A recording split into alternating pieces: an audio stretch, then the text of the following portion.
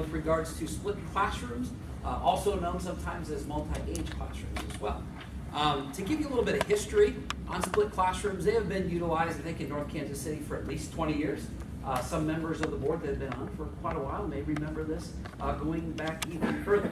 I was in one in elementary school. We're in one, so we won't give the date of when that was, but we know that was a little... Might exceed 20 years.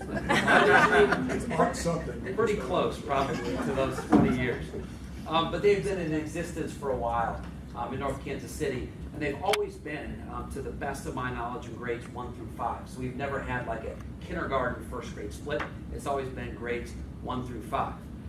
The number of splits every year is really just dependent upon numbers.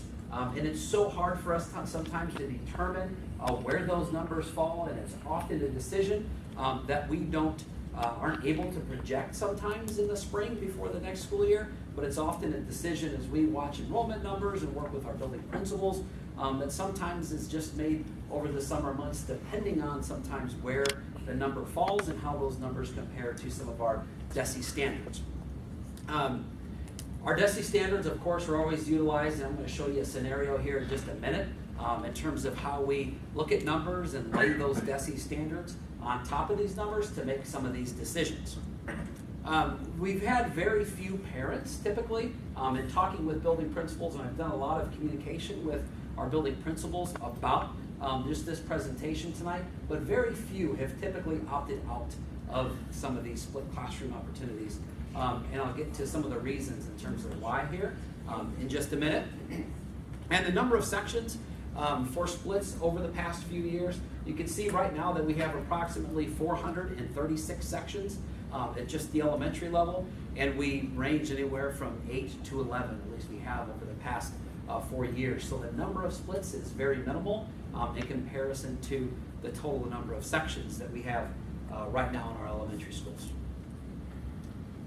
So how are students selected? This was the question that I asked all of our building principals, and then wanted to take some of these ideas and thoughts that they had and bring them into some common themes. And I will tell you that there is not a common criteria that is used to select students for classrooms, because every makeup of kids, every community, everything is very different within our 21 elementary schools.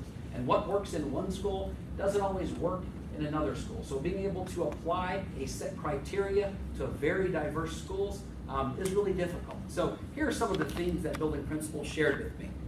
Some building principals really love to see and have a range of academic performance of students that are in split classrooms. Some principals really like to look at and see students that have a very similar grade level equivalency.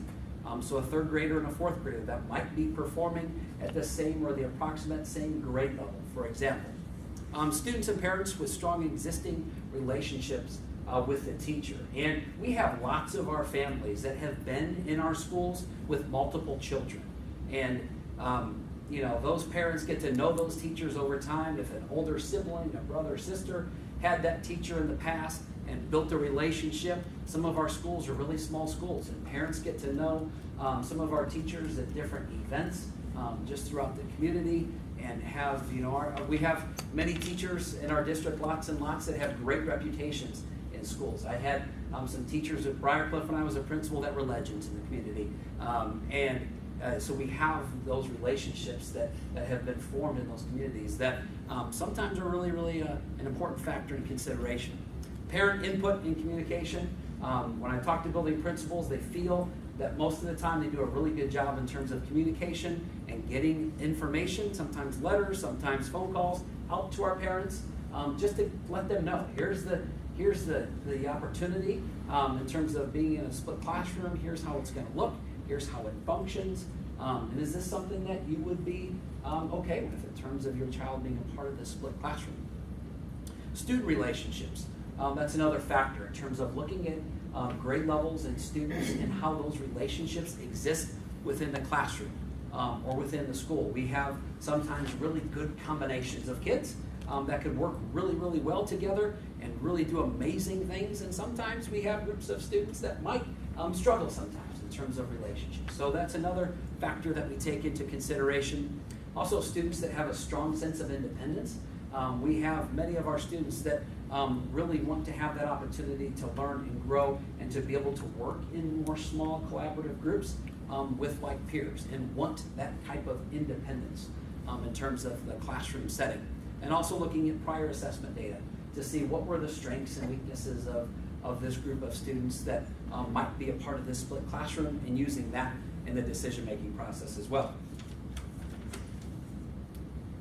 And to give you a scenario in terms of the conversations that Dr. Clemens and Dr. Hackett and I and Dr. Delsum have usually a couple of times a year as we look at numbers. We always take a look at, of course, the DESE standards, which I have a sample up here for you. And what happens is that we will have some sections within some of our schools that will have some numbers that exceed these state standards. So, for example, the one that I'm using, grade 4 and grade 5, you can see that, for example, at Briarcliff Elementary, we have in grade 4 a section of 31 and a section of 32. And in grade 5, we have a section of 31 and 31. Well, those obviously exceed both the desirable standard and the standard. The standard is what we typically operate from.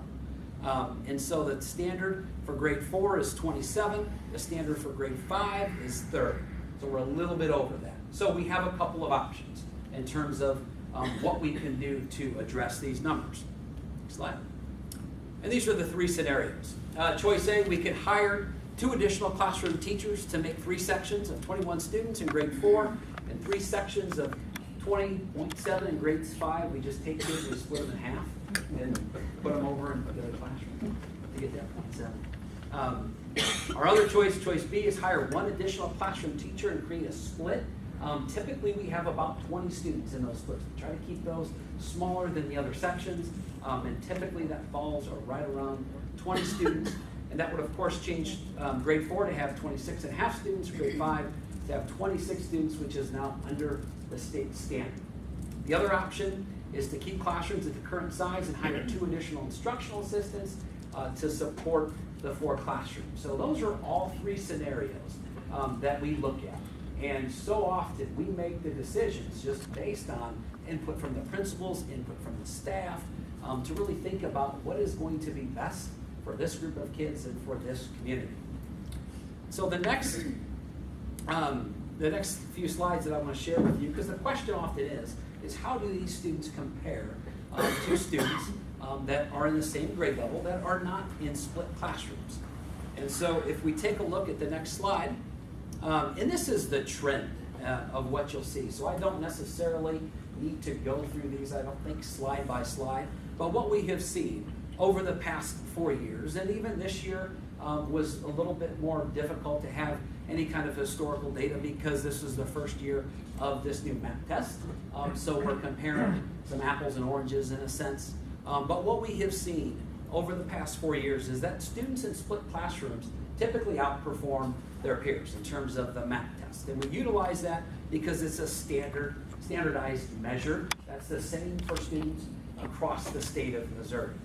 Sometimes when we use local measures, those are more subjective than what a state assessment that's standardized would be. But overall, we have seen that performance over the past 4 years. These students in split classrooms typically outperform their peers in every grade level and in every concept area. So with that being said, I can would be happy to take any questions that you have at this time. Each building. I don't have the exact locations of all of the split classrooms. We have one we obviously have one at Nashua. I'm gonna guess We Nashua. have- Yeah, and so I can get the rest of that list for you exactly where they're So you said Briarcliff, is that one? at. No, I was just using that I was also just using that one as an example, and it varies year to year as well. Sometimes we see split classrooms are in a building for multiple years. Sometimes they're in and out of buildings, just kind of depending on what Okay. What percentage on average, what percentage of parents opt out? I'm assuming if they opt out, they opt out. Yeah, I think less than probably 5% that ever opt out. If given the opportunity.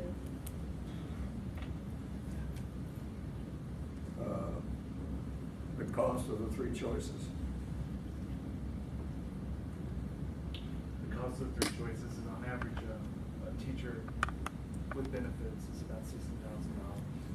So in the illustration that Mr. Sutton gave you, if we added 2 teachers, that would be $120,000. If we made a split class, it'd So be they're saying 60,000. 120 times 8. So that's where the 840,000 comes from. Okay. Do we have any data that compares the split class performances to their peers in their own school? We could certainly get that. Yeah, we just compared to those across the district, but we could certainly just get it school by school as well. Okay. Have a similar graphic. That's it. So, I appreciate the parents coming and expressing their concerns. We always need parents to be involved in our school district.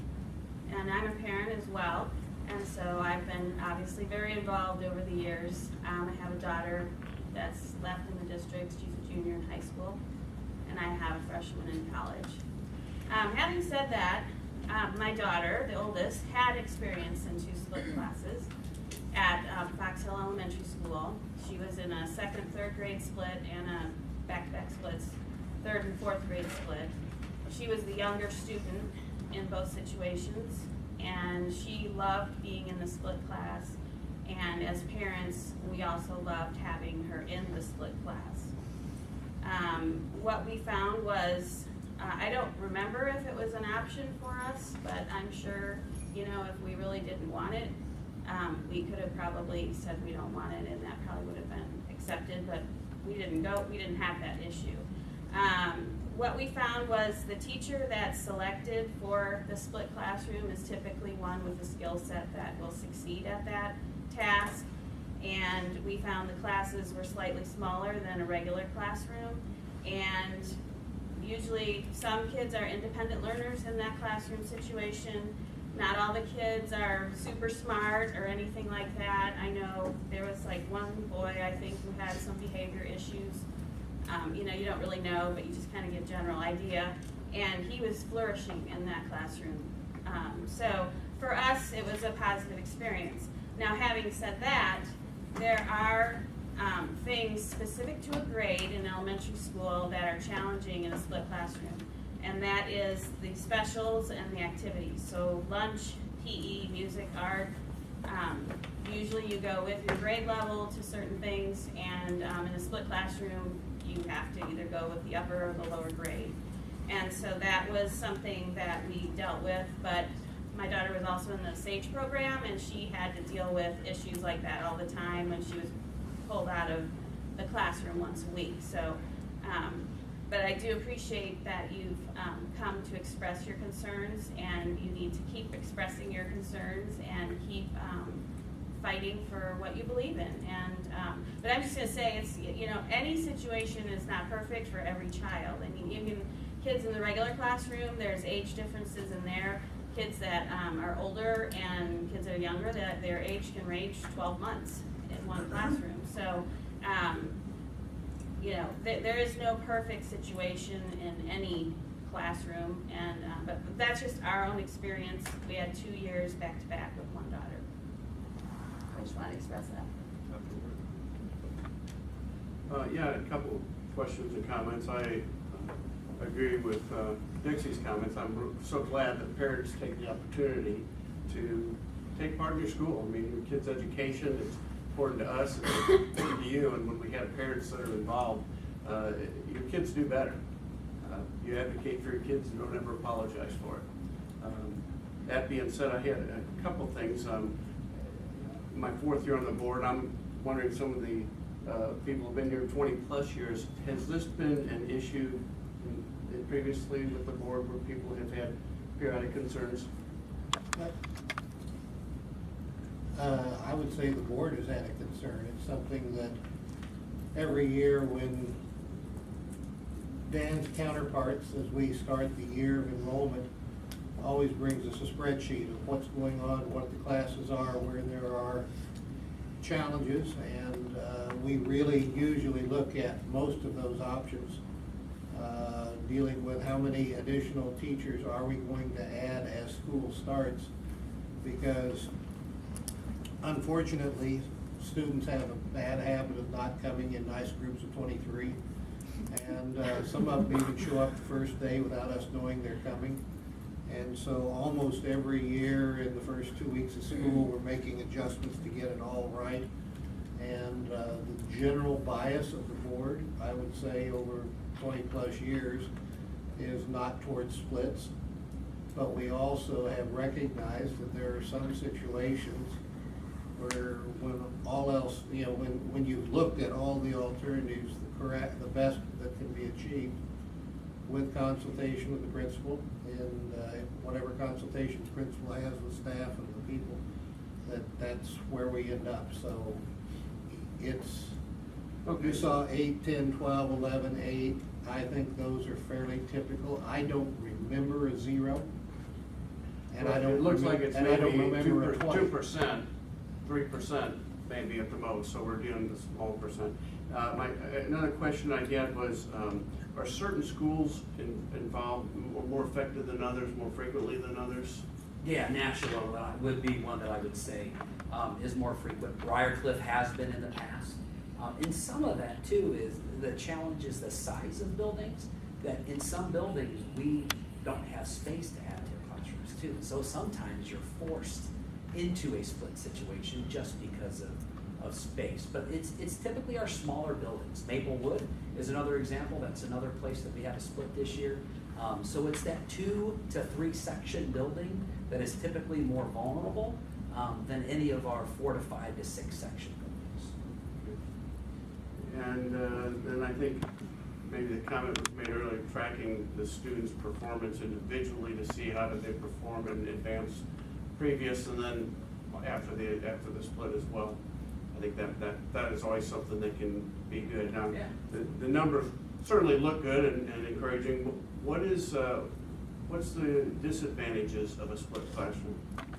I think one of the bigger disadvantages is that if a teacher has never taught a split, that's challenging. So the biggest challenge is organization.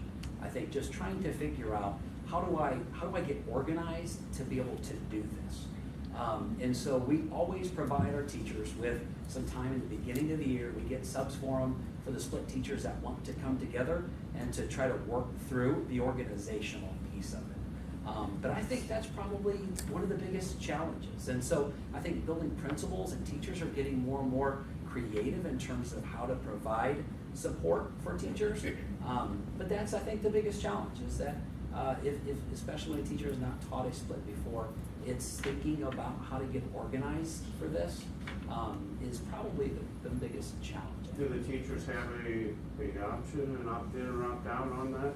They pretty much told by the principals. Do you know?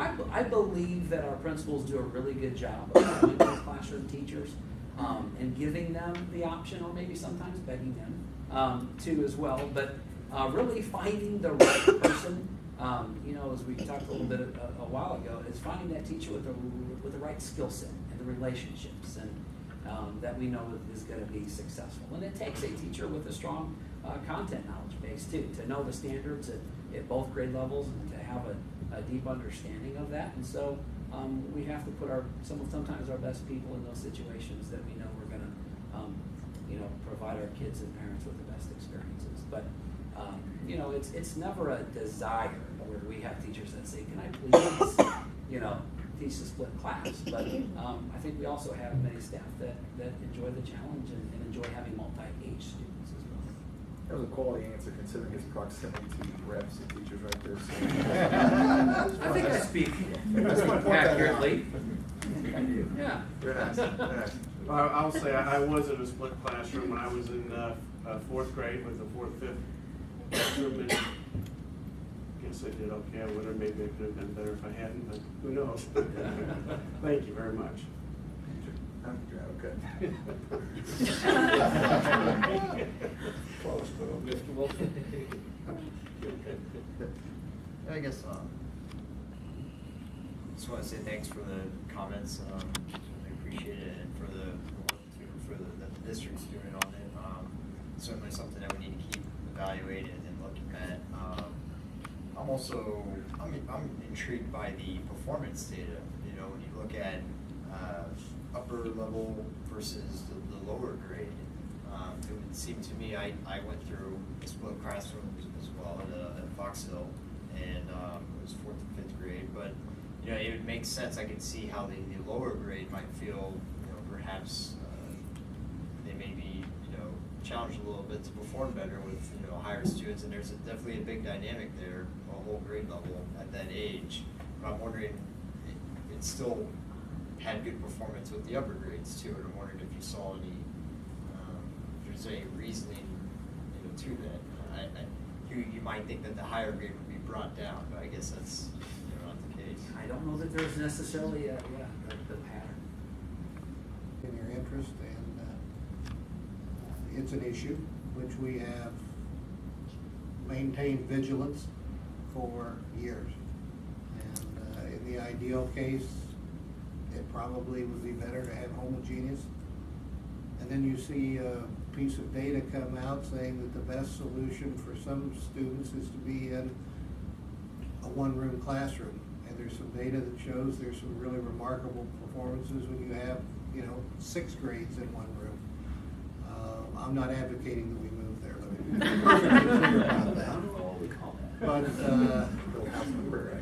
yeah, there you go. But, so, I mean, it is something we look at. The assumption is that a common grade level classroom is preferable because of some of the complications that have already been made.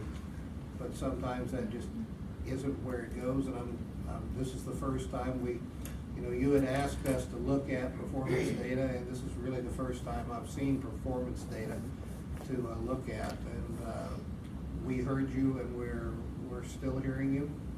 And we did look at it. One of the things this board has done for years, particularly the last, say, 8 or 10 years, is look at data-driven decisions, is what we call it. And we've looked at the data here to see, is there a pattern, an adverse pattern? And based on what we have at this point, there's no apparent adverse pattern. But you've asked for some questions to go a little deeper.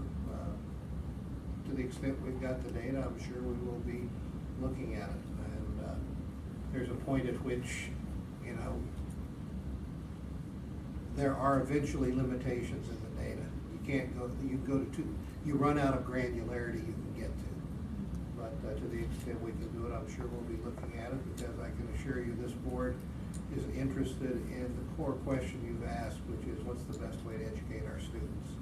And we continue to ask that question, and continue to ask that question. And I think particularly our head educator, both Dr. Kinder and Dr. Hackett, will tell you this board is not opposed to asking questions and hunting for ways to improve performance.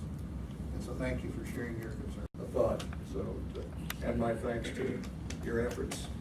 We appreciate it. And there is a discussion going on, I think it's fair to say it's going on nationally, when you're looking at grades, as to whether grades, keeping people, putting them based on age versus academic performance. So there is some talk out there in the world in the future that age and where you are in a class may not be related. So there's a lot of stuff coming down the pike in that area that may make this discussion obsolete 15, 20 years from now.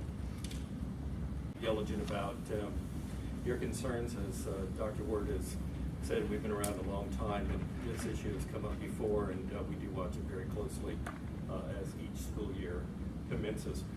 We will get a response, and each response that a parent brings forward is shared also with the board, and then those questions that were raised at the board table, we'll get that